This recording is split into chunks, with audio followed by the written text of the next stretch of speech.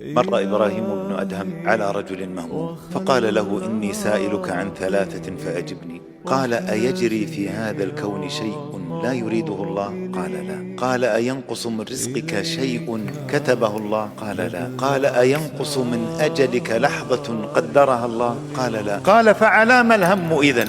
اعلم أيها الإنسان أن الدنيا اختبار وامتحان، قد يبتليك الله بضيق سعتك أو بنقص معيشتك، فاستقبل ذلك بصبر ورضا، وكن عن همومك معرضا، كن عن همومك معرضا، وكل الأمور إلى القضاء، وانعم بطول سلامة تسليك عما قد مضى، فلربما اتسع المضيق وربما ضاق الفضاء، ولرب أمر مسخط لك في عواقبه رضا. الله يفعل ما يشاء فلا تكن متعرضا. كن مطمئن الصدر بأن ما أصابك من خير أو شر أمر سبق تقديره ومحال تغييره، فلا يستفزك الجزع